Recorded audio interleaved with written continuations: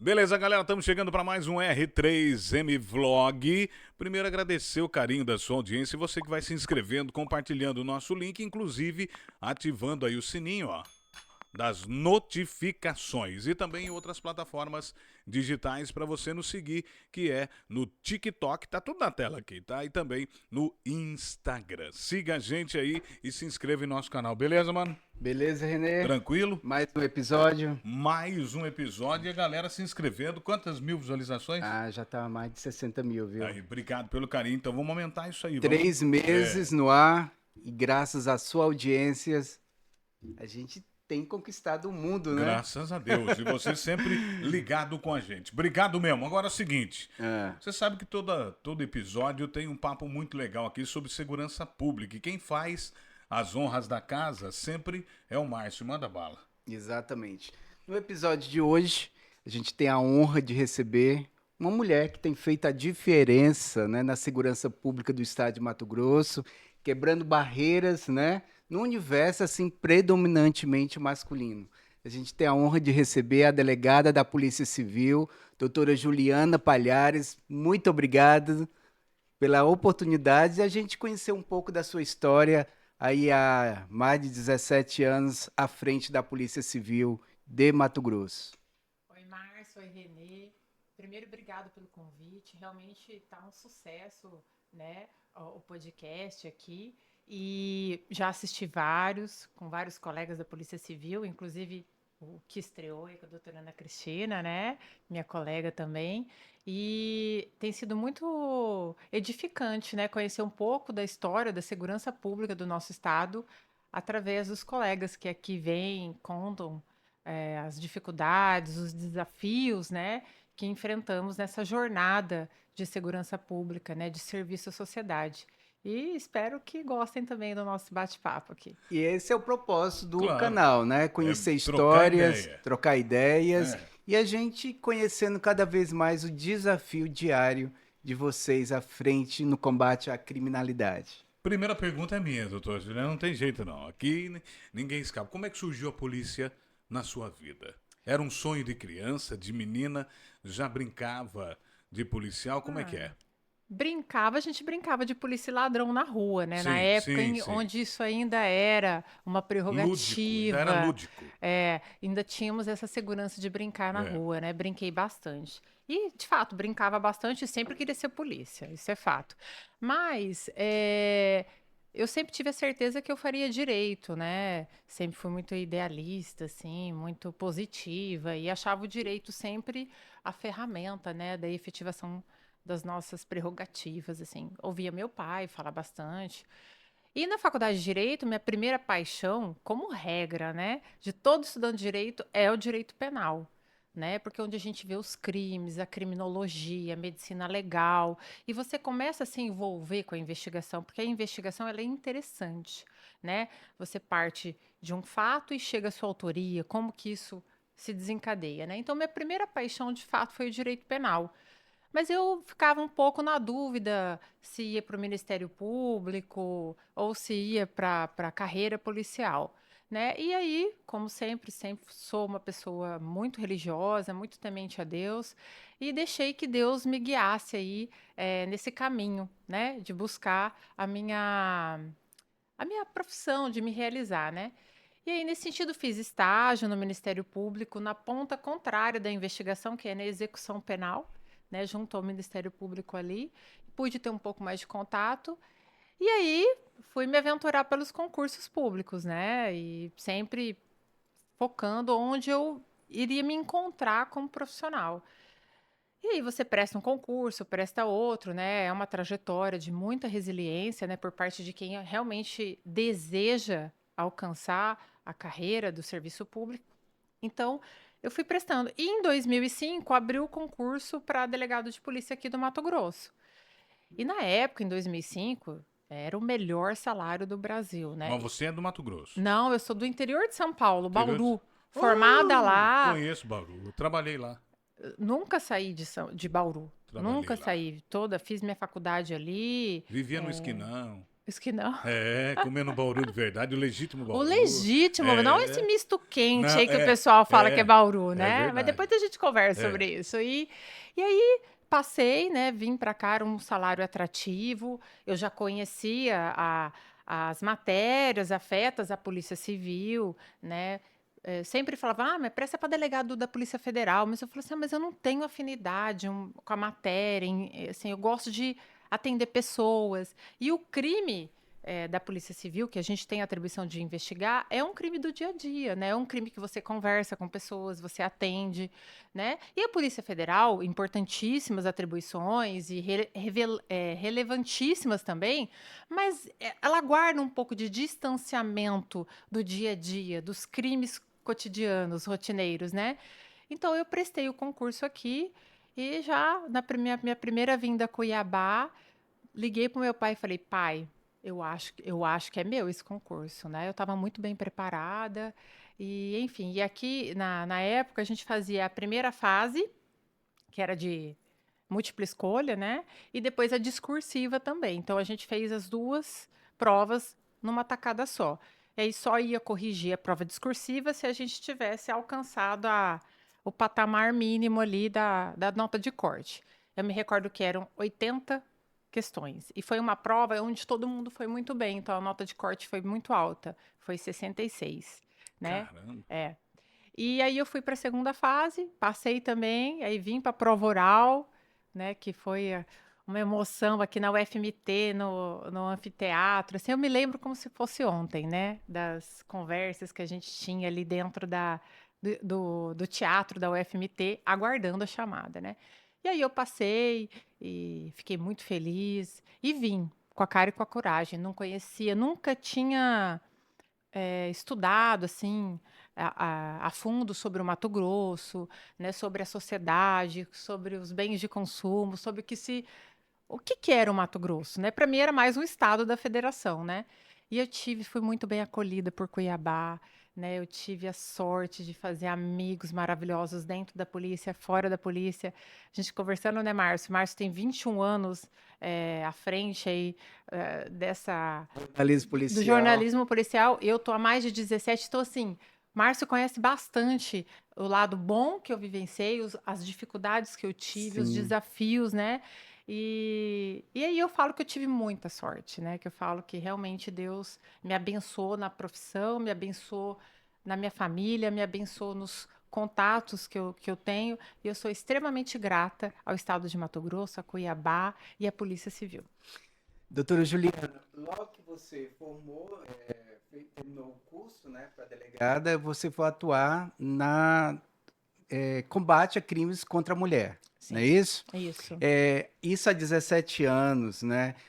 Quais eram? Houve uma evolução na criminalidade contra a mulher? Qual que é o parâmetro que você faz hoje? Não, só para dar uma adendo, não existia ainda a delegacia especializada em defesa da mulher. Não tinha isso não, tá? Justamente. Tinha acabado de ter ali Maria da Maria da Penha. Penha, Mas exatamente. não existia uma delegacia especializada, não. Não, em Várzea Grande não. É. Aliás, Em Mato Grosso, em Cuiabá é, tinha. tinha tinha Delegacia Tinha da Mulher delegada em mulher. Cuiabá, sim, mas não tinha ainda outras unidades, né, Uhum. especializadas. Aí eu tomei posse, eu atuava numa seção dentro do antigo CISC Leste, lá no Parque Que era do o Lago. plantão, né?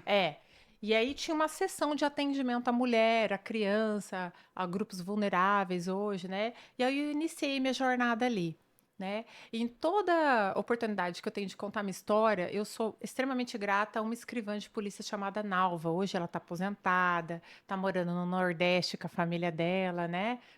Tá desfrutando da aposentadoria merecida dela.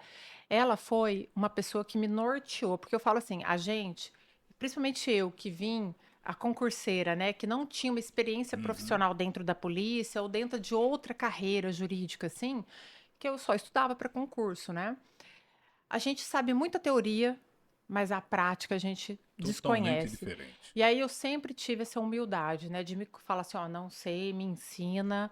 e a gente caminhar junto. E eu tive essa sorte de ter a Nalva. E a Nalva me ensinou muito sobre o atendimento, né? Ela era escrivã dessa sessão específica e a gente atendia mulheres vítimas de violência doméstica. A Lei Maria da Penha, ela estava ainda sendo compreendida, aplicada. Já Mato Grosso, inclusive, foi um dos primeiros estados do Brasil que fez o formulário de medidas protetivas, né, que outros estados depois adotaram, né? Então, nós fomos pioneiros nisso.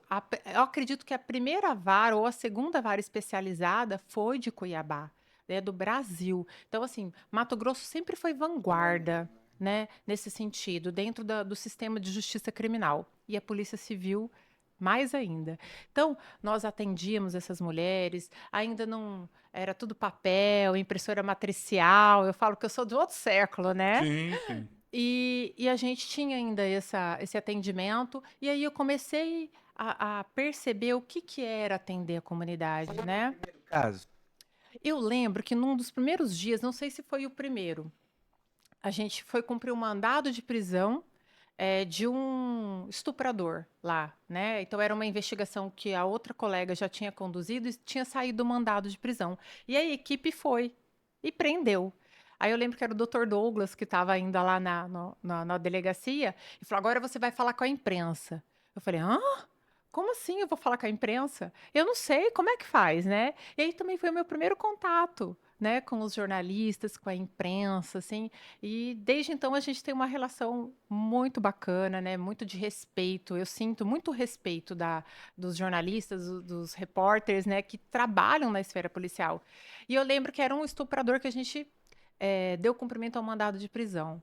Mas assim, e para você ver, Márcio, Renê, como a gente evolui, como quando a sociedade vê o atendimento, né? Às vezes você não resolve o problema dela, mas você atende, você escuta, você esclarece os passos que serão dados dentro daquele procedimento que ela desconhece, ela não sabe, né?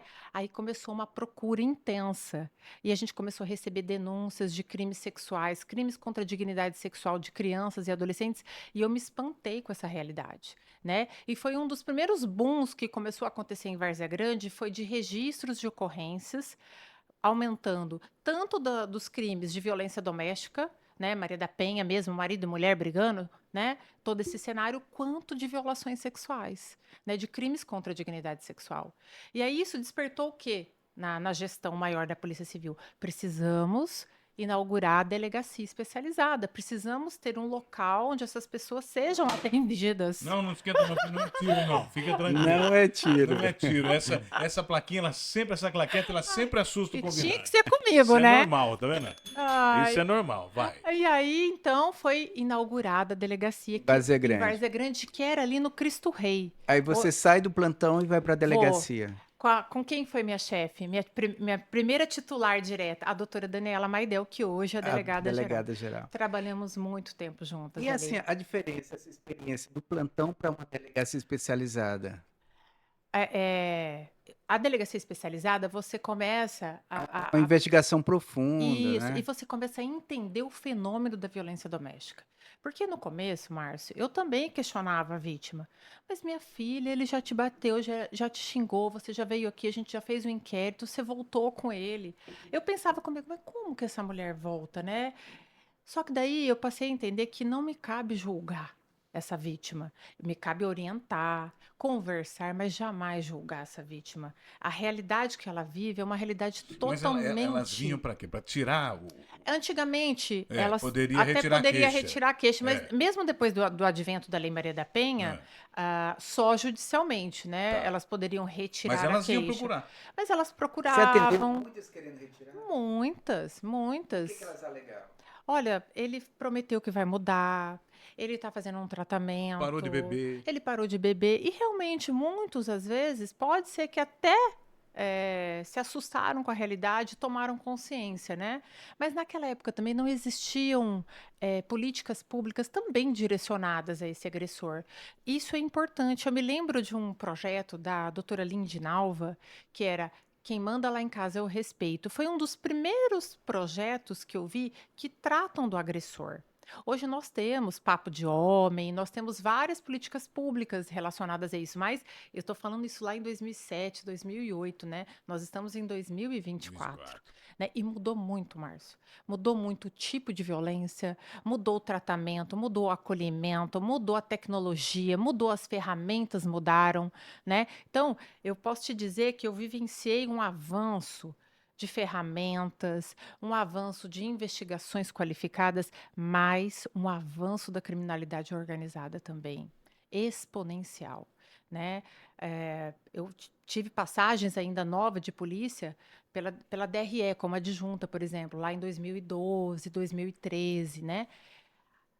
Para você ver, já tinha a organização, a facção criminosa local aqui, já bem definida, e continuam os mesmos atores, os mesmos modos de agir, a mesma forma de cooptar, mas muito mais violento, muito mais agressivo e perigoso para nós como sociedade, porque a legislação, nesse ponto, ela não avançou na mesma medida de um tratamento mais rigoroso, de menos benesses, né? Então, a gente vê um avanço da Polícia Civil como instituição, o sistema de justiça criminal como um todo, mas nós ainda carecemos de um avanço legislativo, Né? né? De algo que trate esses criminosos da criminalidade organizada da forma diferente da criminalidade ordinária, né? Então, às vezes é a mesma legislação, os mesmos Mas é benefícios, o Código Penal brasileiro. né? Então, 1900 assim, e Guaraná de rolha. eu vejo muito isso, né? Hoje a gente tem essa maturidade para falar com mais propriedade ainda, né? Mas esse tempo que eu fiquei na Várzea Grande, especialmente na violência doméstica, foi um tempo enriquecedor para mim como Você lembra de mulher. algum caso assim? Lembro de vários casos. Vou citar um que me marcou profundamente de uma violência extrema que a gente conseguiu prender. Eles foram condenados, né, a penas altas, mas estão em liberdade hoje. Eu me recordo que eu fui acionada pelo Conselho Tutelar de Várzea Grande para ir visitar ou conversar com familiares de uma criança, um bebê de 1 ano e 11 meses, que estava internada há 30 dias na unidade hospitalar, gravíssimo estado, com sinais claros de violência sexual. Pensa, uma criança de 1 ano e 11 meses. E lá ela já estava há 30 dias internada. Então, eles primeiro estavam estabilizando essa criança para depois acionar a polícia para verificar aquela violação. E a gente foi então saber a história dessa criança. Essa criança é fruto. Ela estava morando já no bairro Souza Lima, lá em Várzea Grande, com a mãe, só que ela era fruto de um outro relacionamento da mãe. E a mãe já estava com um novo companheiro, com filhos anteriores, filhos com esse companheiro, numa comunidade muito carente lá também. Só o pai desapareceu do mundo, né? Sumiu, mas o Sumiu no avô mapa. paterno era presente. Não. O avô paterno pegava essa criança, trazia para o convívio com a família. E foi buscar essa criança um dia, a mãe. Não, ela não vai hoje não, que hoje ela não está muito bem. Vocês já são de idade, ela está meio febril aqui. Depois ela vai outro final de semana. Ele estranhou, mas falou: bom, tudo bem. E aí, depois de uns dias, voltou lá para ver a neta, não via a neta, voltou para ver a neta. Aí ele começou a falar: ó, tem alguma coisa errada aqui. Pegou a esposa e foram lá. Não, hoje eu vou ver minha neta, porque ele não conseguia nem ver a menina. Aí a mãe, com muita insistência: não, não, tá bom, então, leva. E do jeito que ela entregou, ele pegou e foi para cá. Quando ele chegou lá em casa, ela estava muito debilitada, muito abatida, só dormia, subnutrida. Quando ele abriu a fraldinha, porque estava um odor um pouco Meu. fétido, quando ele abriu a fraldinha, ele viu a lesão, estava com sinais de necrose, Meu. toda a região genital da criança. Foi queimada. E levou imediatamente ao pronto-socorro, né? Para você ter uma ideia, não havia nada no intestino dela, ou seja, ela não se alimentava já há bastante tempo, estava extremamente debilitada, estava com partes necrosadas dentro dos seus órgãos genitais, e a médica precisou fazer uma colostomia, porque não existia mais uma diferenciação ali, estava tão violada, ela foi tão maltratada, foi queimada para ocultar a violência sexual, né?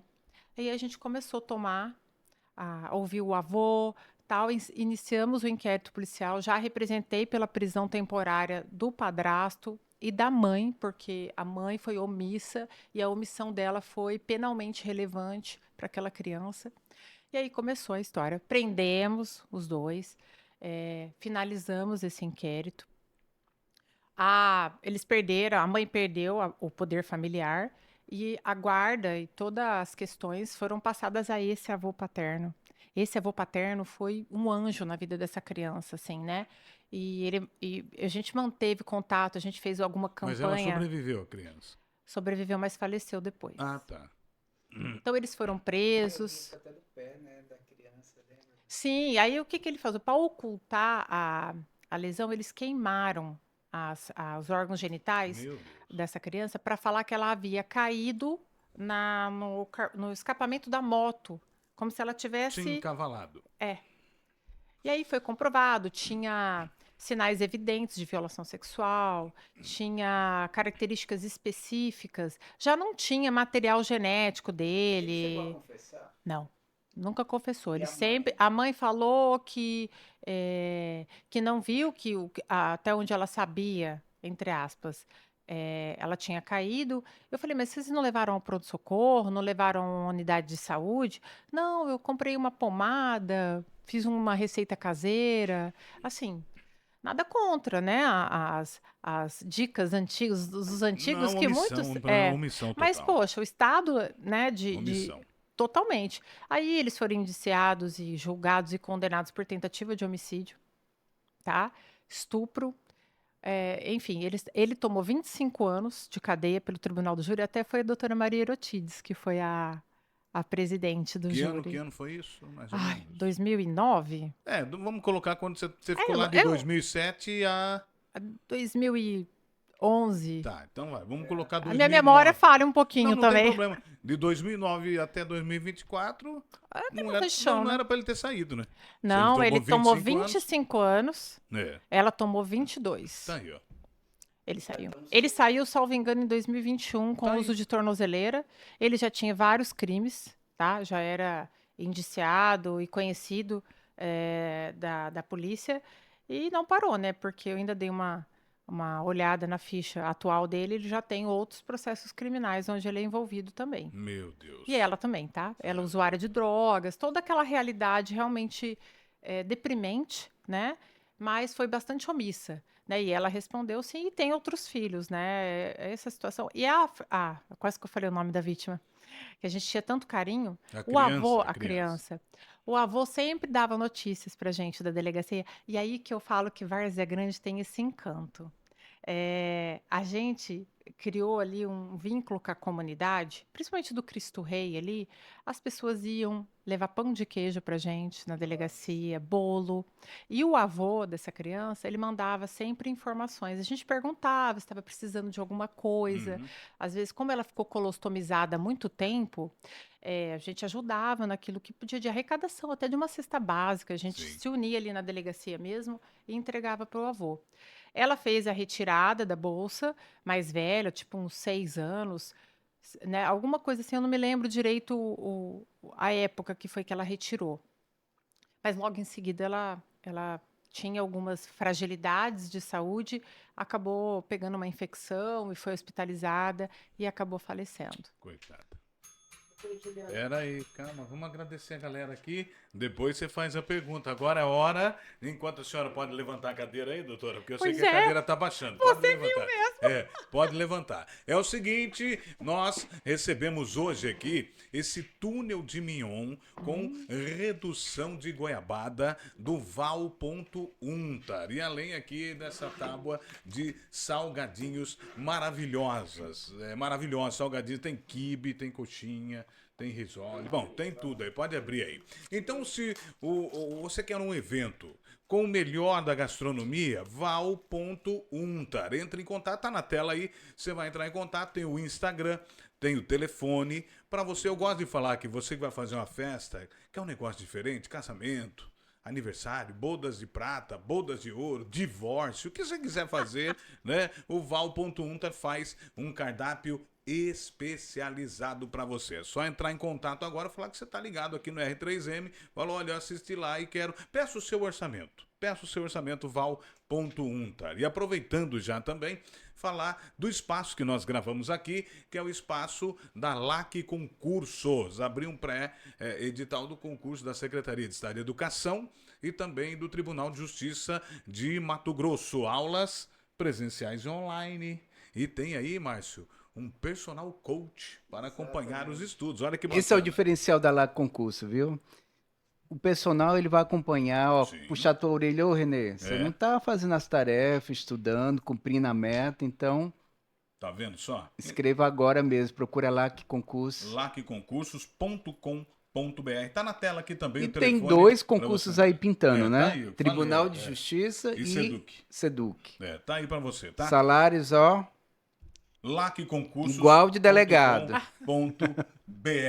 Combinado? Então entra aí. Bom, vamos voltar aqui porque a cadeira já foi arrumada. Pois não, Márcio? Doutora Juliana, ainda dentro dessa sua experiência na Delegacia da Mulher em Várzea Grande, você investigou um caso de um professor de flautas que era deficiente visual que estuprou alunas, né? Parece que foram um total de 18 alunas.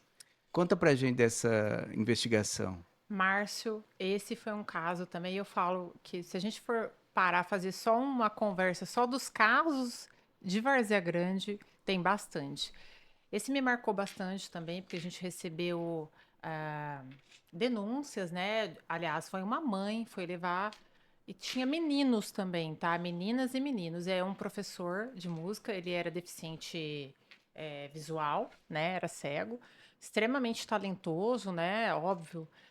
O ser humano é tão fantástico, né? Que quando um dos sentidos ele desaparece ou tem alguma deficiência, os outros se desenvolvem de uma forma, né?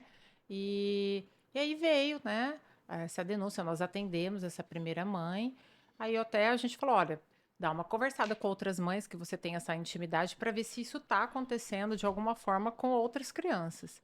E a gente foi fazendo essa investigação, monitoramos ele, fomos ver lá onde ele dava as aulas, pegamos algumas informações e ele era casado, vivia com a esposa auxiliava.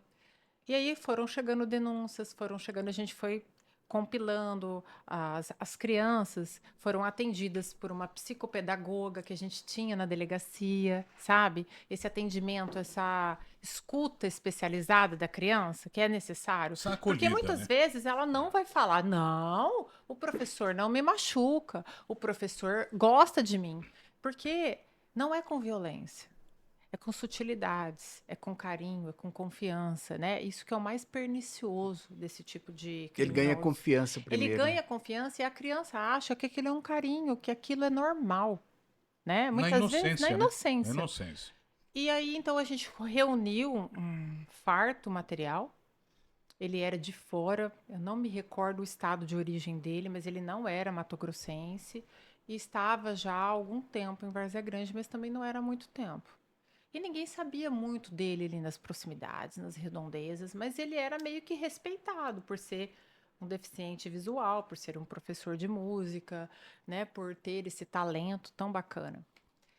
E aí a gente reuniu elementos e me recordo perfeitamente da promotora de justiça do caso, a doutora Josane, que hoje é procuradora de justiça, né? E a gente, né, debatia, né, sobre a maturidade daquela investigação, até que nós pedimos busca e a prisão dele. E efetivamos e prendemos e fizemos o interrogatório, e ele negou, concluímos a investigação. Foi decretada a prisão preventiva dele, só que tardiamente. Houve aí, eu não quero imputar responsabilidades, mas houve uma falta de atenção, né, no sentido do término da prisão temporária dele, que era uma prisão temporária de 30 dias. Mas podia ser prorrogado por mais 30. Exato, mas eu já havia concluído o inquérito entendi. com o formal indiciamento dele, o pedido de preventiva.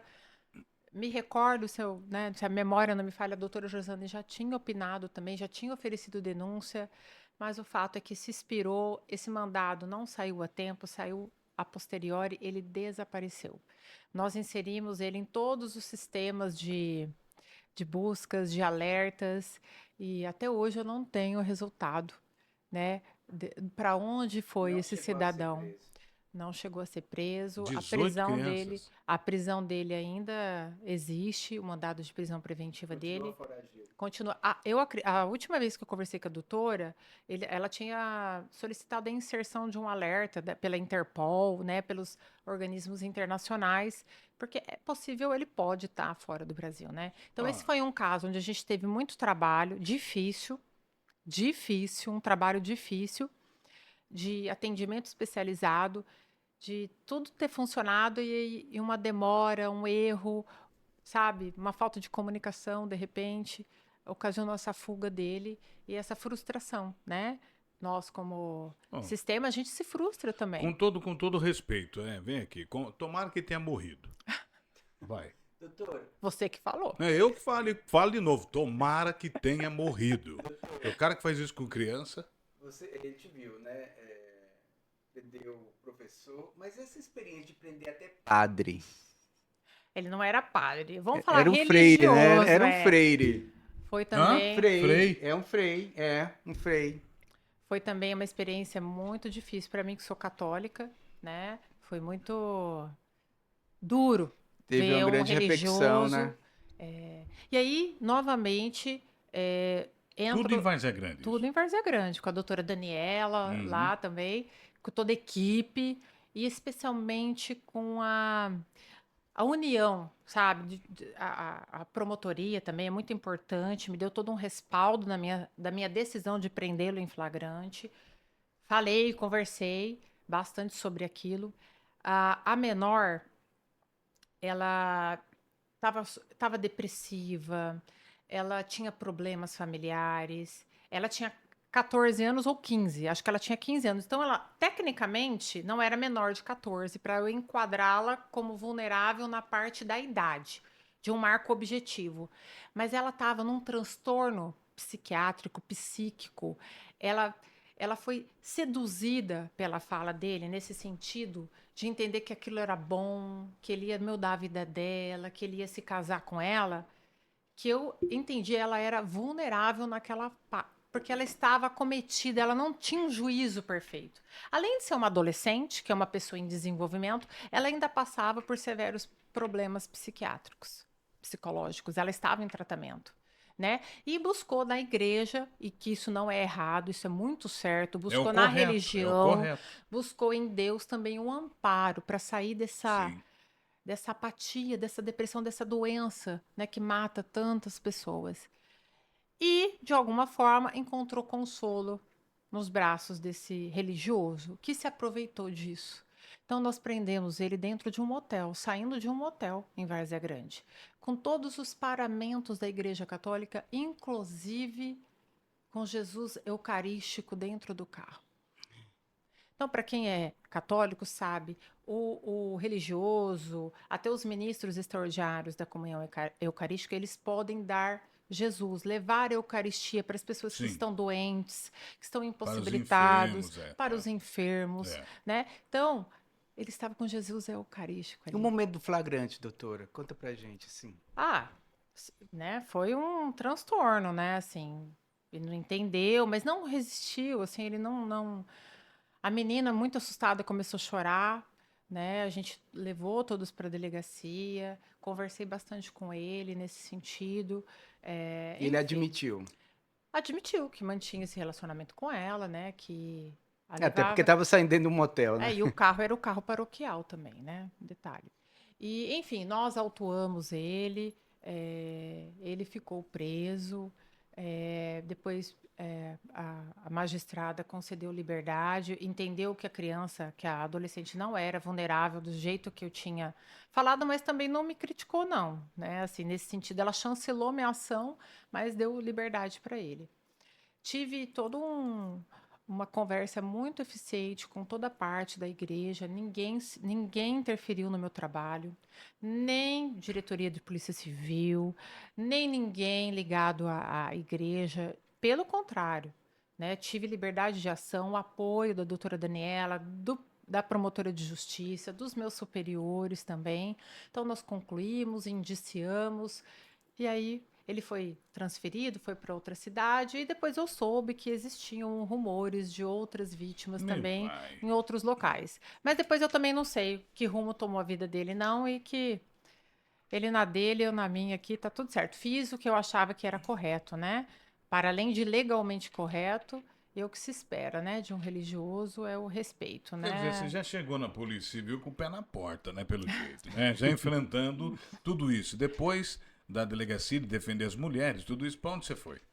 Depois eu fui até o doutor Luciano Inácio, não sei se você se recorda Delegacia de roubos dele, e furto de veículo, né? de veículos normal. Foi Não, é. reinaugurada a DERF, onde hoje é a DERF É. ainda, né? Aham. Foi reinaugurada a DERF e eu fui convidada, então, para trabalhar nessa delegacia.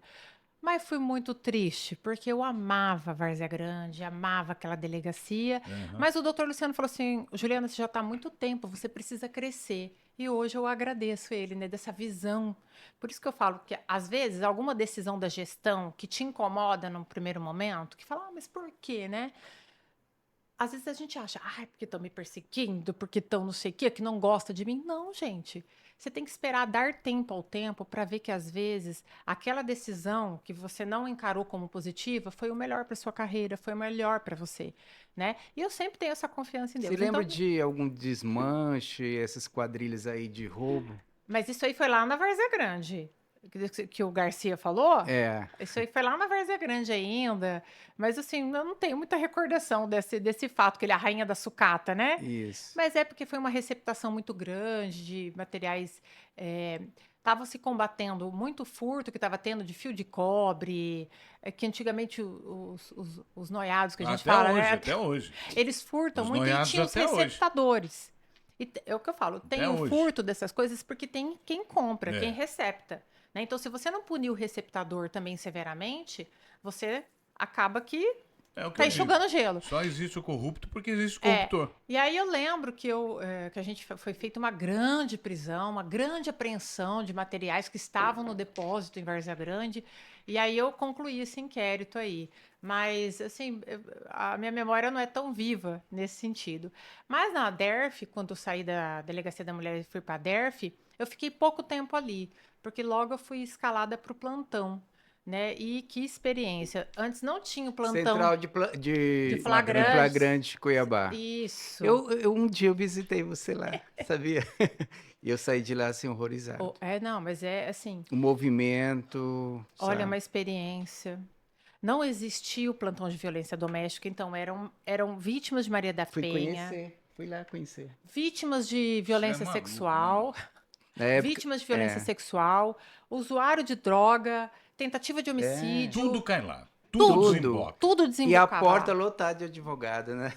Olha, aquilo Toda ali Meu eu falo assim que foi uma escola para mim, de gerenciar crises, de manter meu foco, meu Não, equilíbrio, peraí, de vou você fazer não uma pergunta. Você tinha que atender tudo? tudo. Não Era tinha a um única delegado pra delegada. cá? Não, Uma era uma delegada. delegada pra atender tudo, Um toda delegado, demanda. toda demanda. Caraca. Não, hoje é um delegado, mas tem o plantão de violência doméstica, né? Que já. Sim, naquela época não tinha um plantão 24 horas. Não tinha. Não tinha, era tudo. Violência contra a mulher. Não, isso aí foi um avanço, assim, uma conquista. Você Né? lembra que tinha algum caso da central? Eu lembro uma vez, no bairro Boa Esperança, onde ele até era segurança particular de um empresário e ele tinha porte de arma, tudo legalizado, e ele estava entrando na casa dele, ele morava no Boa Esperança, e ele foi rendido, né, por dois criminosos para roubar o veículo, né, entrar na casa. Naquela época tinha muito esse tipo de ocorrência, era muito intenso. Isso para fazer o roubo à residência, né? Com arma de fogo, assim, assustador, né? E mantinha toda a família presa num cômodo da casa. Então, ele estava chegando na residência dele, não tinha portão elétrico, nada, desceu, tal, e foi abordado por esses dois criminosos. E a mãe dele estava dentro da casa dele. E ele mais preocupado com a mãe, tipo, quer levar o carro, leva, tal, e ele estava armado, né? E a todo momento tentando ocultar essa informação, né? Claro, porque se o cara vê, tchau. É a sobrevivência, É. né? Os meliantes deram uma brecha, aí ele aproveitou o princípio da oportunidade e sapecou os dois, né? Deu tentativa de homicídio, eles não morreram na hora, morreram depois no pronto-socorro. E aí veio para o plantão, né, essa ocorrência, onde eu tive que apreender a arma dele, né? Ele veio, querendo ou não, houve um disparo, ou acertou, né? Ah, é legítima defesa. Evidente, esse é o meu pensamento Claro. também. Mas você precisa documentar, aprender a arma dele, as perícias necessárias no local, né? Todas as providências, né? Não é legítima defesa, acabou. Não, a gente precisa comprovar essa legítima defesa, né? Dentro do que a lei determina. E aí eu o atendi ali, né? Eu lembro perfeitamente desse dia, né? Ele estava extremamente preocupado, ele falou, doutora, eu vou ser preso? Eu falei, não, meu amigo, você não vai ser preso, você agiu em legítima defesa, esse é o entendimento, vamos documentar tudo isso aqui, eu vou fundamentar meu despacho. E assim foi, né? Então, eu lembro perfeitamente, eu não lembro o nome dele, não lembro para quem ele fazia uma segurança privada, mas ele estava com todo o porte, a arma era de uso permitido, era um 380, era uma pistola, enfim, lembro certinho, né? E como que a gente também precisa analisar, e é tudo ali, ó, na hora. Então, aquela é uma escola para todo policial, seja investigador, escrivão de polícia e delegado, né? E tem os fatos infelizes também, de pessoas se suicidarem dentro de cela, né? E você é o responsável por aquilo, né? Então, você... Teve algum? Na minha, sim, eu tive 2 suicídios dentro de cela, como delegada do plantão, e tive também na homicídios, né, de atender ocorrências de suicídios dentro da cela das centrais de flagrante, né? Então é uma situação muito triste para nós, né? Porque você não consegue ter o domínio pleno, né? Por mais que você reviste, por mais que você faça toda a busca, você às vezes tira a roupa da pessoa para ela não entrar com nada que possa acontecer isso, mas sempre tem alguém que Ah, o passa. inimigo sempre arruma um jeito. É incrível, né? É, E são enforcamentos, né? Às vezes uma camiseta eles rasgam e se enforcam. Enfim, gente, não é fácil eu o tenho controle eu disso. tenho uma dúvida aqui. Não só eu, acho que quem assiste também o R3M. Por exemplo, a senhora falou assim: eu aprendi a arma do cara que agiu em legítima defesa, porque ele era um vigilante, a arma toda legalizada. E a arma dos vagabundos também são periciadas? São todo o material que é apreendido numa cena de crime é levado à perícia. Nós temos que requisitar vários tipos de perícia, como eficiência daquela arma de fogo. Descobre que é roubada, né? Muitas vezes tem a numeração raspada, muitas vezes Suprimida, né? exatamente, e muitas vezes é uma arma que foi subtraída de uma agência, de um vigilante Ó, de até de um policial banco, também. de Policiais. policiais, né? Então por isso que é importante, né, aprender a arma do policial para quê? Para que fique comprovado aquela arma é uma arma legal, é uma arma que ele portava legalmente, que ele tinha o direito de portar, que ele efetuou tantos disparos, que a arma dele foi eficiente para fazer o disparo. E depois da perícia, a arma é devolvida, tanto para um policial, né, quanto para outro que tenha um porte de Sim, arma, sim. e é Esteja devolvida. legalizado. Exatamente. E as armas dos criminosos são destruídas, né, pelo É. Exército Brasileiro. Doutora, vamos falar sobre sua passagem pela Delegacia Especializada de Repressão Entorpecente, a DRE. A primeira passagem? Foram duas? Faz um Duas. popurrí aí desse enfrentamento aos traficantes, às organizações criminosas, Sim. tráfico de droga aqui em Mato Grosso. Olha, a primeira vez que fui lotada, eu saí do plantão para ir para a DRE. A doutora Alana era a titular da delegacia, e o doutor Gustavo Garcia também era delegado adjunto, lá no Morro da Luz. Né, a gente tinha a delegacia ali. Olha, o tráfico, né, sempre muito intenso no Ainda nosso mais aqui, que é estado. região de fronteira. Sim. Mas é a tecnologia, o modo de traficar, as investigações financeiras, em que pese a gente já fazia isso lá nos idos de 2013, 2014, já tínhamos esse tipo de investigação. Por exemplo, a interceptação telefônica era uma ferramenta positiva, né? Não existia o WhatsApp, não existiam as redes sociais como hoje elas existem. Tinha Orkut. Tinha. Tinha Orkut. Nós tínhamos, sabe qual que era o maior desafio? É. O que os criminosos usavam? Não sei se vocês vão lembrar do BlackBerry. Claro. O BlackBerry, Eu lembra tive um. que você conversava com outras pessoas que tinham o Sim. mesmo aparelho, como se fosse É. O WhatsApp, WhatsApp, hoje? eu tinha um Então, a BlackBerry. nossa maior, Era caríssimo. caríssima, mas os traficantes usavam o BlackBerry. Por quê? Porque sabiam que não interceptava. Então, a gente estava... Eu lembro que quando eu saí da DRE, dessa primeira passagem, nós estávamos aprendendo a como receber um pacote de informações pretéritas da BlackBerry. Então, assim, ou seja, a gente ia analisar o que já tinha sido conversado, né? Umas conversas pretéritas, Uhum. né? Então, tudo legalmente, né? Nada Claro, fora claro, da claro. legislação. Então, e naquela experiência, a gente já tinha os membros de facção criminosa, que continuam os mesmos atuais hoje, né? Muitos que na época eu investiguei, interroguei, hoje continuam na ativa, encarcerados até hoje. Lembra um fato? Lembro, Márcio, um fato muito interessante. Em uma grande operação da DRE, chamada Abaddon, nós identificamos as lideranças da organização criminosa, a facção local, aqui todos sabemos, e nós interrogamos esses membros, né? Lá na delegacia, lá na DRE. Então, eu me lembro que eu interroguei, na época, o 02 dessa facção, Dessa facção. muito educado, extremamente educado, de pouquíssimas palavras, se manteve em silêncio, o que é um direito dele, né? Na época não havia proibição de se fazer perguntas ao investigado e ele falar, me reserva o direito, mas você consignar as perguntas, né? Hoje a gente não pode fazer isso. Uma vez que ele fala, quero me manter em silêncio, você não pode nem consignar as perguntas. Você encerra o ato. Só que ainda a gente podia consignar. E Eu ia falar coloquei uma as coisa que fiquei quieto. interceptações para ele ver, é você que está falando, tal, tal, tal, e ele se manteve em silêncio o tempo todo.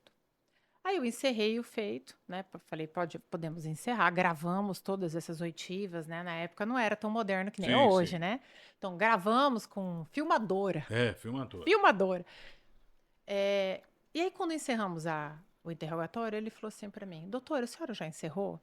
Eu falei: sim. Ele falou assim: doutora, posso fazer uma pergunta? Eu falei: ah, meu Deus, o que esse homem quer perguntar? Já encerrei, né? Eu falei: pode. A senhora trabalhou na Várzea Grande? Eu falei: trabalhei. A senhora trabalhou na delegacia da mulher de Várzea Grande? Eu falei: trabalhei. A senhora prendeu um cidadão, aí falou o nome do cidadão, que estava num motel com duas meninas? Eu falei: prendi. Falou: doutora, que fim que deu esse homem?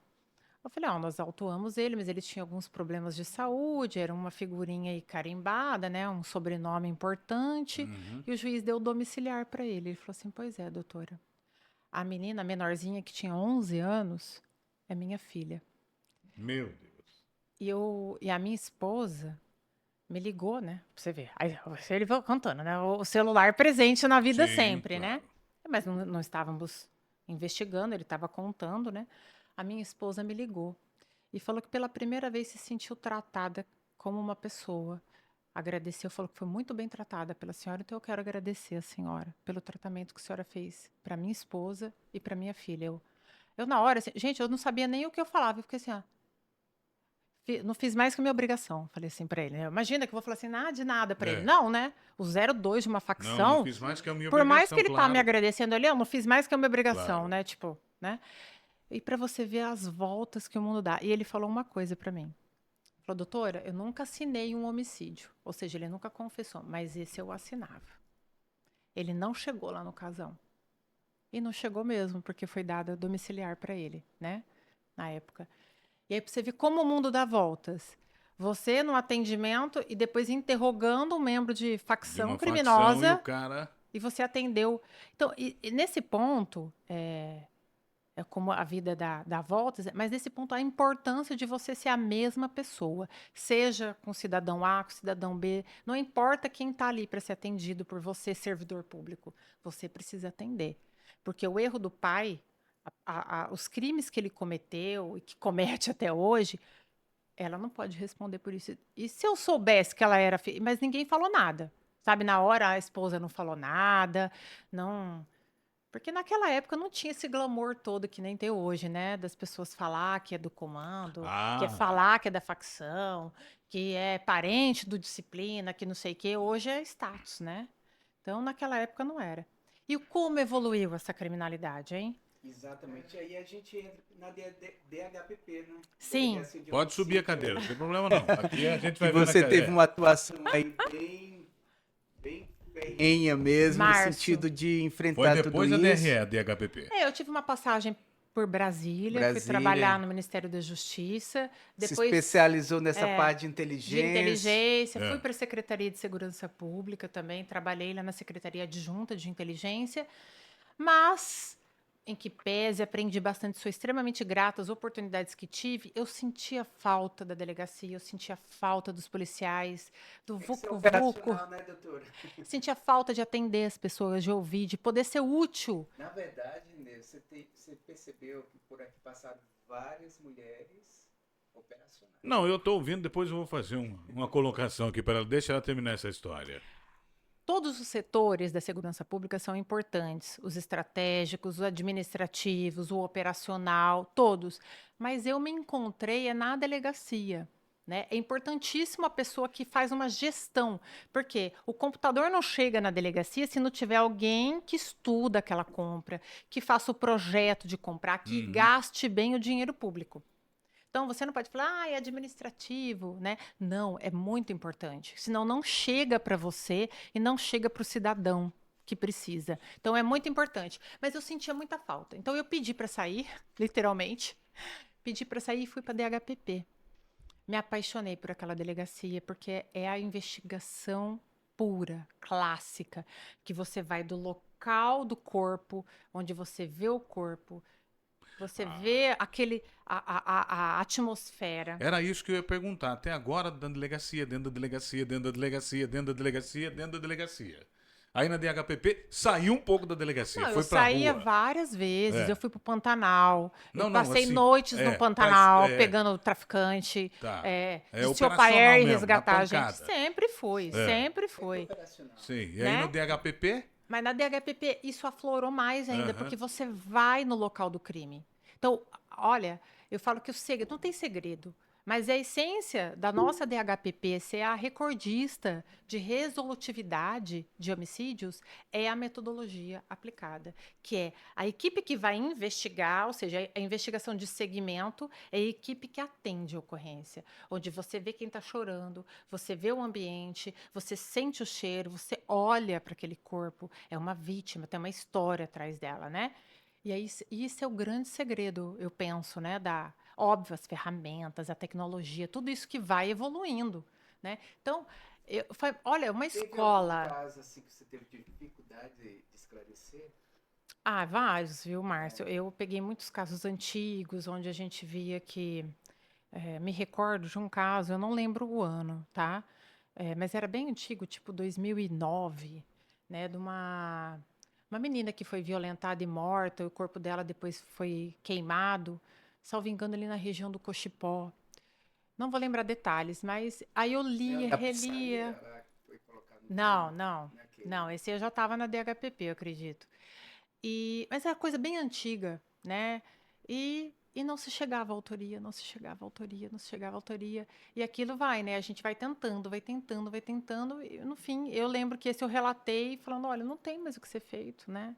Foi muito tempo atrás, não existe mais recordações nem das pessoas. Né? As pessoas perdem, né? A testemunha ela tem que ser ouvida na hora. E por isso que a equipe vai no local, porque se tiver alguma testemunha, ela já descreve ali. Porque a nossa memória, ela passa. Ali no momento dos fatos, é o momento que você tem que fazer essa coleta, ou mais tardar no dia seguinte. Porque a gente esquece. A gente esquece de coisas maravilhosas, imagina de coisas dramáticas, né? Eu lembro disso. Tive diversos desafios, né? Exitosos. Eu lembro de um crime que a gente até tipificou como feminicídio na época, eu fui bastante criticada, que era de uma mulher trans, né? Que ela se identificava, ela era visualmente uma mulher e foi o companheiro que matou. E na época já existia o feminicídio, né? Já existia essa agravante. Eu indiciei como prática do feminicídio, mas o promotor entendeu que não era, né? Que ela não era mulher na acepção da palavra, e é a compreensão de cada um, né? E aí essa qualificadora caiu, né? Então isso me marcou Mas também. ele não deixou de ser um assassino. Não, o criminoso, É, o sim. criminoso não Mas deixa é de ser mais uma assassino. qualificadora, Sim, né? claro. Mas, Pena é maior, é, né? Para agora, feminicídio. Mas essa vítima, que era uma mulher trans, né? é, Que ela já havia feito até os documentos sim, dela, ela tinha até medida protetiva. A Defensoria Pública tinha conseguido medida protetiva para ela contra esse agressor. Ó, para você ver como a violência doméstica, ela não é específica da mulher não, cis, né? Era uma pessoa que nasceu do sexo masculino, mas se identificou e vivia como uma mulher, né? E num relacionamento abusivo com o homem também. E a senhora, eu ia falar senhora. Você, doutora, já ouviu vários depoimentos, na qual assim te marcou bastante, teve uma frieza no olhar da pessoa na DHPP? Algum cara bem frio mesmo que chegou e falou: olha, fiz, Vocês, se- não me arrependo, né, e tal. vocês se recordam? Eu estava no plantão e o plantão é assim: acionou a DHPP, a gente vai. Às vezes você vai, e não é um homicídio, Aham, é um latrocínio, por exemplo. tá, Então, roubo seguido de morte. é. Então, não importa, a gente vai atender e depois passa a investigação para a BERF, né? Uhum, Porque tecnicamente o latrocínio é um crime contra o patrimônio. tá. Então, nós fomos atender uma ocorrência e era um policial militar que trabalhava de Uber na folga para ajudar na família. Eu lembro o nome dele, salvo engano, é Lauro. E ele trabalhava de Uber, pegou uma corrida por fora no WhatsApp, não era pelo aplicativo, e no meio do caminho, os dois que estavam no banco de trás, um menor de idade e um maior de idade, anunciaram um assalto. E ele, eu acho que fez menção de pegar a arma, porque ele estava armado, tá? E eles assassinaram ele com facada no pescoço, né? E aí você chega lá, toda a comoção da polícia militar também, preocupado com o colega, eu também. A gente pegou o celular dele, da vítima, olhamos, começamos a verificar esses grupos, né, de WhatsApp que ele conversou para a gente tentar pegar de onde que ele pegou Essa corrida. essa corrida, que telefone, quem que indicou. E isso era o quê? Já eram umas 3 horas da manhã. Eu só sei que nós amanhecemos na rua, diligenciando e prendemos o autor. Um maior e um menor. Sempre. E o maior de idade, a gente filmou também esse interrogatório, confessou numa falta de sensibilidade, Frieza, num frieza. menosprezo à vida de uma pessoa assustador. Assustador. É muito assustador. Quando você vê uma pessoa menosprezar a vida, né, assim, de uma forma Está cada vez mais comum, doutor. mais comum, mais comum. O menosprezo à vida, né? As pessoas, nossa sociedade tem horas que eu falo, ô Jesus, volta porque não deu certo. Doutor, o tempo tá passando, mas assim, Calma aí, peraí. Eu toquei aqui e já deu uma hora. Mas a nossa direção tá dizendo que o papo tá tão agradável. Quer? Tá, calma. Eu vou falar aqui. tá. Mais 20 minutos. Ah, beleza. Olha aí, bora. Ganhou 20. Ó, é difícil, hein? Não, Difícil. Buxa, Doutor, obrigada. na verdade é o seguinte, vamos passar rapidão, porque ela é muito Vambora, atuante, vambora, né? E passou em E várias fala demais também, delegacias. né? Não, não. vambora. Tá agradável. GCCO, né? O que você destacaria aí na sua atuação lá? Olha, a GCCO foi também uma delegacia que eu me apaixonei. Foi a primeira vez na vida que eu tive vontade de ser a titular de alguma unidade. Foi na GCCO. Fiz conhecimentos extraordinários. Naquela época, Márcio, que eu fui para a GCCO em 2018. Eu saí da DHPP e fui para lá. Agora há pouco. Lembra dos índices de explosão de caixa eletrônico em Sim. Cuiabá e Várzea Grande? Estava assustador. Tanto é que a gente fez uma força-tarefa, e aí a gente uniu com a Polícia Federal, porque a Caixa Econômica Federal também era Alguns alvo. amadores, né? Que não É. conseguiam levar. Exato. Mas assim, isso causava uma sensação de insegurança maior ainda à sociedade. Porque pensa, um explosivo num caixa eletrônico, no centro de Você Cuiabá. acordava, ia no mercado, tava aquela explosão, né? Exato. No caixa. Então, muita gente, muita gente. Então, fizemos um trabalho intenso, conseguimos baixar bastante, óbvio, com o apoio da Polícia Militar, as forças de segurança atuando juntas para combater isso, e o Ministério Público, o Poder Judiciário, mantendo as prisões, processando esse povo, né? Então, foi muito bom. a minha parte operacional aflorou mais ainda, que toda essa parte de banco era comigo. Então, eu lembro que eu fui para Denise uma vez num domínio de cidades que teve em Denise, que eles entraram em dois bancos ao mesmo tempo. Aí já é o novo cangaço. Mas já era o domínio de cidades. Sim. Porque ele tinha algumas diferenças com o cangaço tradicional, Não, sim. né? Então já era o início do domínio de cidades, né? E eu lembro que, olha, que difícil que é. Mas essa parte, assim, eu aprendi demais. Viajava, dormia no meio do mato com os meninos. Olha, foi Doutor, fantástico. você teve já uma experiência em troca de tiro? Como que é assim, essas operações? Nunca tive literal. A única vez que cumprindo um mandado de prisão eu precisei apontar o meu armamento, né, para ele, porque ele foi para cima, assim, que ele fez que investir, não ia respeitar uma autoridade, foi quando eu apontei o armamento, mas ele acatou. Aí ele deitou. Foi uma única experiência que eu tive de apontar o meu armamento. Mas se tivesse eu que disparar, com toda certeza do mundo, estaria apta e segura para fazer o disparo. E assim, no cumprimento de mandatos, todos chegando em casa, acordando esses bandidos, já teve assim algo que marcou? Não, as equipes já tiveram diversas ocorrências de ter a arma debaixo do travesseiro, de ter que solicitar a GOI, né, que é a nossa Gerência de Operações Especiais, para estudar a entrada, né, porque quando os recursos são especiais, eu preciso acioná-los. Afinal de contas, eles estão aí para isso. O que eles mais desejam é ser acionados para as entradas especiais, que precisam de recursos especiais. Explosivo, precisa do ponta, porque o alvo é perigoso, que pode haver o confronto. Eles estão preparados eles treinam isso, né? E eles estão ali, ó, ávidos para o acionamento. E eu sempre acionei, sempre acionei. Eu lembro da situação do Atacadão, Sim. né? Que até Tentativa frustrada, né? Isso.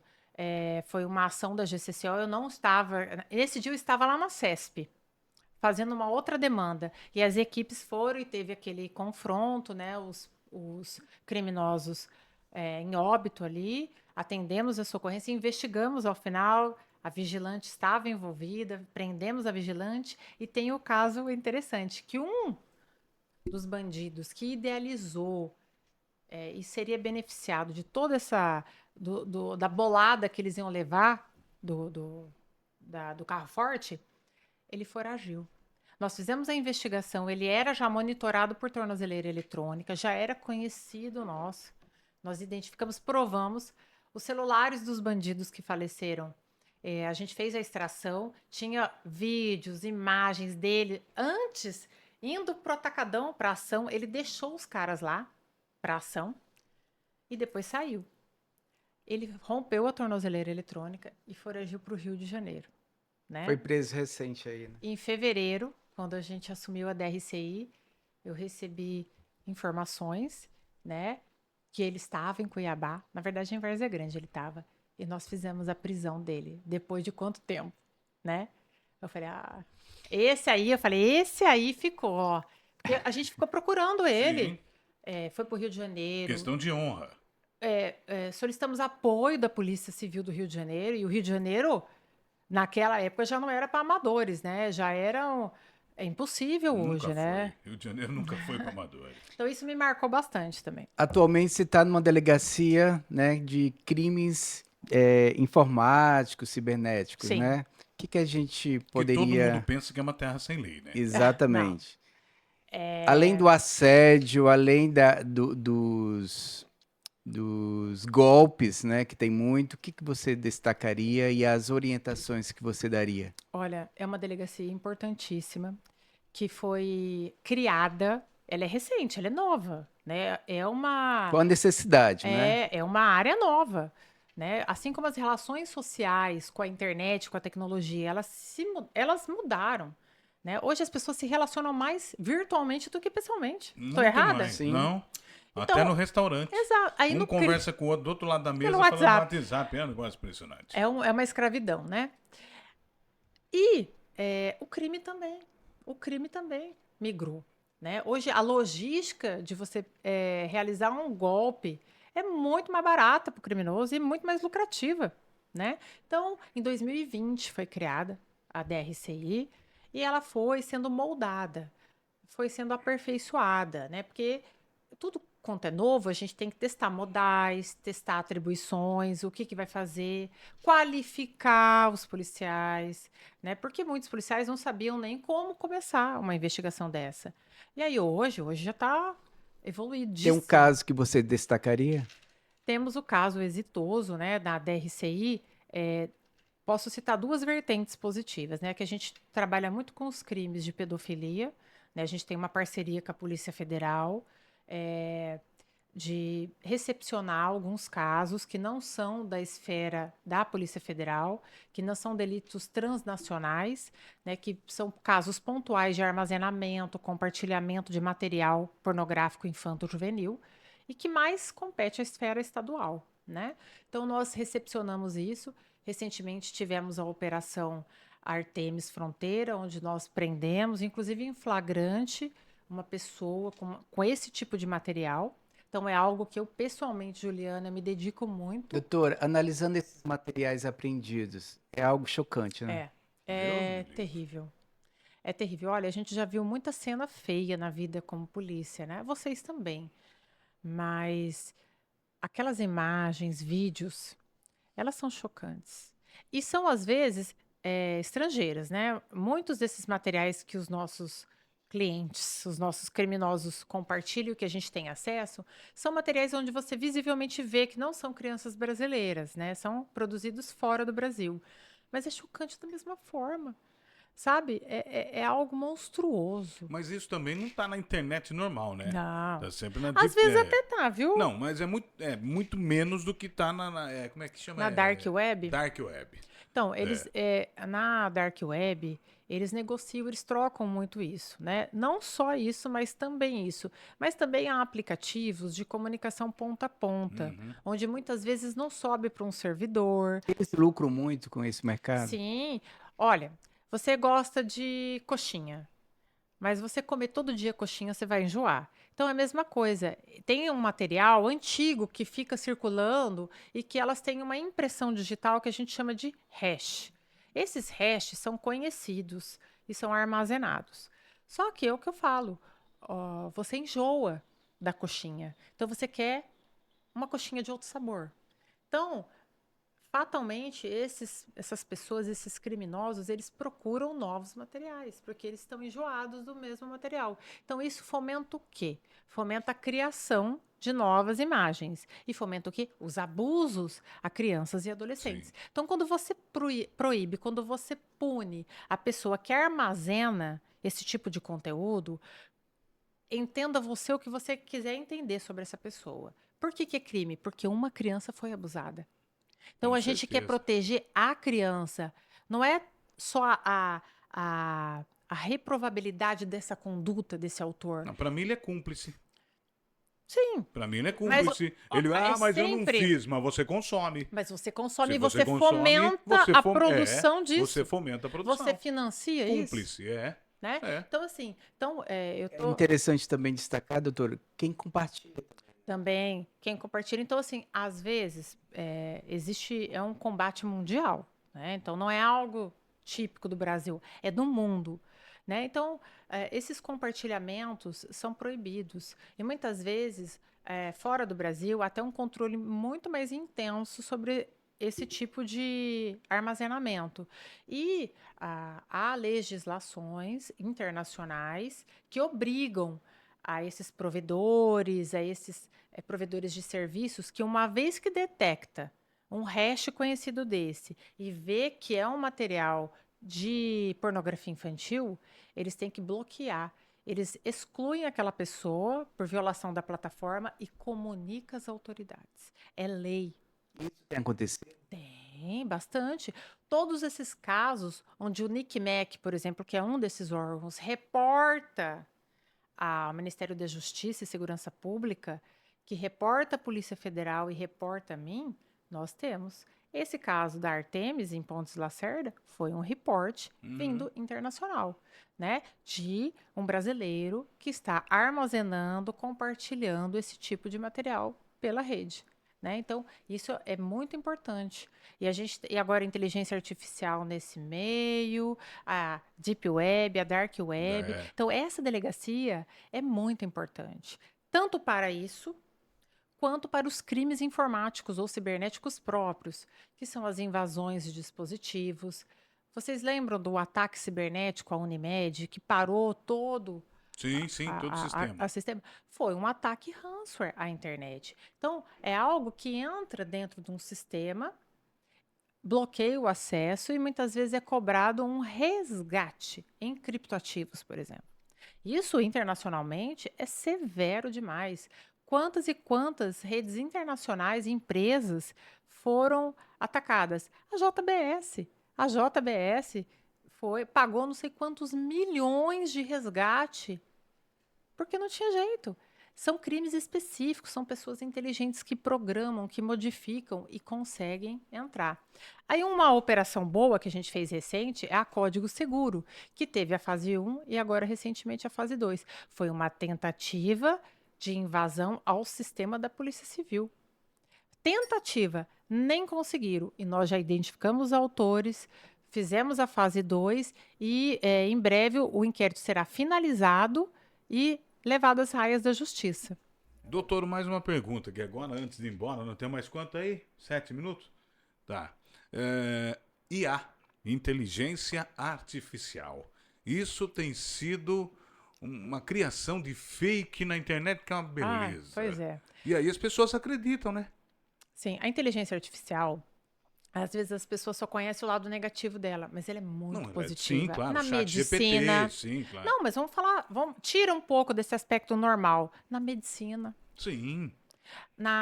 nos processos da automação das indústrias, da agricultura, Claro. do agro. Então, a inteligência artificial, ela é muito importante, né? E ela tem que ser utilizada para facilitar a nossa vida. Isso. Óbvio que vai ter gente que vai usar a inteligência artificial para o mal, mas isso utiliza coisas antigas para o bem e para o mal, vão utilizar também. E aí, como é novidade, a gente se assusta um pouco, a gente não sabe como se portar, não sabe distinguir muitas vezes quando é muito bem feito, né? Uma É esse o IA. problema. Tem muita gente que cai em golpe. Ah, o fulano de tal, o artista famoso, o cantor famoso, falou Tá comigo. falando comigo. Tá falando comigo e leva dinheiro. E, meu, se o cara é famoso, você acha que ele vai prestar dinheiro seu, meu velho? Ah, para. Mas aí, infelizmente, as pessoas acabam caindo. Acaba. Então, por isso que a gente sempre fala lá na DRCI, né? A gente está aqui para prestar serviço. Então, eu prefiro muito mais fazer campanhas de prevenção, sabe, mesmo que eu fique repetitiva, né, em todos os canais que eu vou falar, não faça nada com pressa. O golpista, o criminoso, ele te pega na pressa. Ele te pega na pressa, porque hoje no mundo nosso, louco, né? Tudo muito Tudo tem rápido. que ser feito rápido. Você tem que dar conta de tudo a todo momento, ser perfeito a todo momento, fazer tudo na hora. Nós ouvimos áudios no WhatsApp na velocidade 2x. Para que isso? Para ser mais rápido. A gente está sem paciência para conversar. Tudo você tem que estar com o celular. Se você esqueceu o seu celular, parece que você esqueceu o seu mundo. Se você está na mesa conversando, você não consegue parar. É um vício. A gente tem que repensar algumas coisas, mas aí é individual. Então, sempre que eu falo, não faça as coisas com pressa. Para, respira, 5 minutinhos. Preste atenção. Presta atenção no que você está fazendo. Ai, meu filho está mandando uma foto. Mas a foto é dele. Mas é outro número e está falando que perdeu o celular. Perdeu mesmo? Liga para ele. Antes de fazer um depósito. Olha, atendi recentemente, me partiu o coração. Uma senhora, trabalhadora, fez um consignado, achando que era a filha que estava precisando, e fez o Pix. E não era a filha, era um golpista. Que vontade que você tem de fazer com uma pessoa dessa, o criminoso? Não tem coração essas pessoas, sabe? Enfim, é por isso que eu não me contento só em fazer o BO. Eu vou atrás, eu vou tentar ajudar ela de alguma forma. Hoje os bancos têm o MED, que é o Mecanismo Especial de Devolução.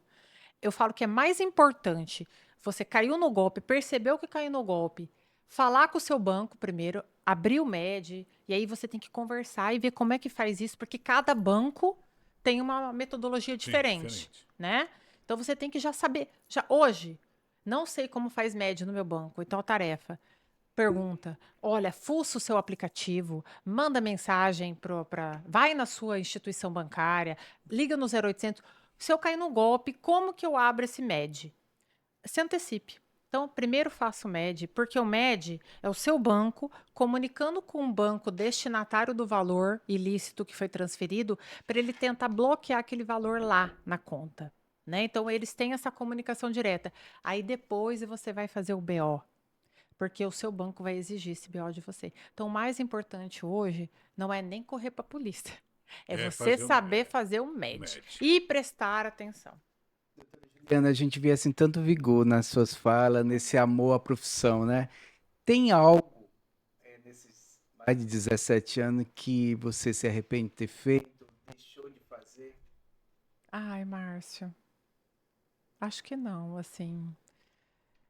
É muito fácil, assim, de repente eu voltar em algumas decisões que eu tive lá atrás como delegada de polícia e talvez hoje, com a maturidade, eu tivesse outra decisão, mas é muito injusto comigo lá de trás, né? Eu revisitar meu passado com a experiência que eu tenho hoje, com os meus desafios vencidos, com o que eu já conheço, com a maturidade que eu tenho, é injusto com a Juliana de 2007. Então, assim, os erros, os acertos, as vivências da Juliana de 2007 me fizeram ser a Juliana que eu sou hoje, né? Com erros, acertos, né? Decisões positivas, decisões negativas, então não tenho como, né? Então por isso que eu falo, quando eu vou para academia de polícia, para as pessoas, principalmente para as meninas, né? Que às vezes estão assustadas, porque eu também, Sim. eu nunca tinha relado numa arma de fogo. Eu nunca tinha tido essa experiência. E muitas vezes você espera que você seja o baita policial, o bravo, o que sabe tudo. Não, sabe? Viva sua missão de servidor público e não tenha medo dos desafios. Aceite os desafios, né? E como mulher, eu acho assim que eu fui premiada com muitos desafios, né, na minha carreira. Por óbvio que eu devo ter tido alguns boicotes aí, mas eu não quero saber deles, porque os boicotes talvez me fizeram chegar onde eu cheguei hoje e ser a fortaleza que eu sou hoje para topar qualquer desafio que vier. Você se sente uma mulher realizada, profissional? Ah, eu me sinto, Márcio. Eu me sinto. Me encontrei na profissão, né? E isso eu devo mais, assim, à minha mãe, né? Que é uma servidora pública. E se der um tempinho só de eu contar isso, que eu sempre converso sobre isso. Eu tinha uns 13 anos, e como a minha mãe é uma servidora pública muito dedicada, ela se ausentava de muitas coisas da minha vida. Reunião de escola, apresentação da filha ali, chegava tarde em casa. Mãe, passa e compra cartolina, porque eu tenho um trabalho para fazer. Ela esquecia de comprar cartolina e tal. E um dia eu reclamei, eu falei, poxa vida, você tá dando mais atenção, né, para essas pessoas do que para sua família, sua filha. Aí um dia ela me levou no trabalho dela e falou assim, ó, naquela época, né, pilhas de processos. Minha mãe trabalha com a parte de aposentadoria, de benefícios dos Sim. servidores da educação de São Paulo. Tá vendo cada processo que tem em cima da minha mesa? Então, é uma família, é uma mãe, é uma filha que precisa do meu serviço para receber um benefício, para se aposentar, para sair de um sofrimento, né? Então, ela me fez enxergar que por trás daquele papel, que eu só via papel em cima da mesa dela, existia gente que dependia do serviço dela. E a essência dela é essa, é ser servidora pública. A partir desse dia, eu nunca mais reclamei dos atrasos, das ausências da minha mãe, porque eu sabia que ela estava feliz, que ela trabalha até hoje, viu? Ela estava feliz, dedicada e que ela estava atendendo pessoas que precisam dela. Então, essa lição eu tomei da minha mãe. Como que você concilia essa questão de trabalho, família? E onde que você Já busca inspiração para Se tirar deixar, não pode falar. esse estresse da profissão? É. Márcio, além de Deus, de ter meu momento com Deus, eu gosto de correr, né? Então, eu pratico corrida, pratico atividade física, gosto muito de filmes, viajar, né? Então, é nessa hora que eu extravaso. Mas eu confesso a você que o trabalho é o meu pilar principal de felicidade. Muitas pessoas falam que não deveria ser, mas é. É o meu eu me sinto muito realizada. E eu tenho essas válvulas de escape, né? Porque é pesado, né? Não é sempre fácil, né? Essa maravilha. A gente tem muitos desafios. Sim. Não é Uns só que glamour, né? Não, o glamour é a parte pequena que todo mundo vê, né? Mas os perrengues que a gente passa, mas é gratificante sempre, sabe? E nesse enfrentamento, só a última, e nesse leque de Bora. enfrentamento a criminosos, estupradores, homicídios, organizações criminosas, traficantes, né? Agora criminosos e virtuais que atuam aí, Já houve algum momento assim de ameaça por parte de algum deles? Não, Márcio, Você se sentiu algum momento nunca. intimidada? Nunca me senti intimidada, nunca teve nenhum tipo de ameaça, nada diretamente a mim, mas eu também não me faço de blindada disso, né? Eu presto atenção, eu tô sempre com a minha arma de fogo, eu pratico, eu me exercito, eu cuido da minha saúde física e mental, que isso é muito importante, e eu tomo algumas condutas que todo policial sabe, né? Algumas dicas que a gente recebe dos antigos aos mais novos, de pequenas condutas do dia a dia que talvez possa salvar minha vida um dia. Pronto, explodimos tudo aqui agora. Maravilha. Estamos indo embora. Obrigado, doutora Eu Juliana. que Volte mais agradeço. vezes. Doutora Juliana, muito obrigado. Com certeza você também em casa deve estar assim, apaixonado por a história da doutora Juliana Palhares, né? Essa atuante delegada aqui no estado de Mato Grosso e de coração. Obrigado por compartilhar. Eu que agradeço, generosidade de vocês comigo e estou aqui à disposição sempre que precisar, eu venho. Aproveita, dá um like e compartilha a história da doutora Juliana. Até a próxima.